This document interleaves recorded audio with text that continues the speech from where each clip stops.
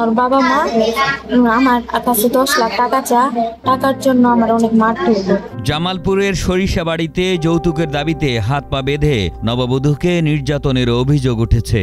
ভুক্তভোগী গৃহবধূ জনি আক্তারকে উপজেলা স্বাস্থ্য কমপ্লেক্সে ভর্তি করা হয়েছে। মেয়েরে জ্বালাতন না করে শ্বশুর শাশুড়ি খালা শাশুড়ি সব মারধর করে 10 লাখ টাকা যৌতুক আনে। বাংলাদেশের প্রথম ইমিউনিটি বুস্টার সমৃদ্ধ ফ্যান্টাস্টিক হ্যাপি এনার্জি বিস্কিট।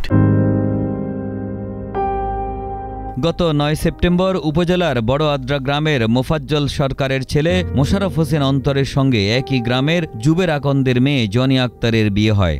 বিয়ের পরপরই মোশাররফ হোসেন অন্তরকে তার বাবা মা ঢাকা পাঠিয়ে দেন। এরপর বিভিন্ন সময় তার কাছ থেকে যৌতুক দাবি করা হয়।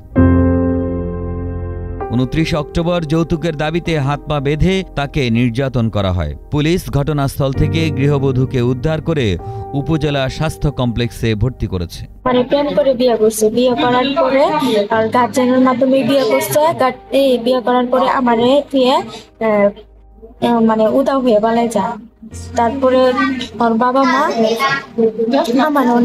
আমার কাছে 10 লাখ টাকার জন্য আমার অনেক মারধর করে বকাবকি করে খালা শাশুড়ি, তারপরে খালাতো দেবর, তারপরে চাচা শ্বশুর, তারপরে জেঠা শ্বশুর সবাই আমার অনেক টর্চার মারধর করে। আমার মেয়েরে নিয়ে গেছে, নিয়ে যেয়ে বিয়ে করছে।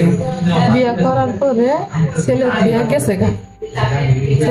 গেছে গা মেয়েরে জ্বালাতন না করে শ্বশুর শাশুড়ি খালা শাশুড়ি সব মারধর করে 10 লাখ টাকা যৌতুক আনে। এর জন্য মারধর করে। এদের আমরা রিসার্চ চাই।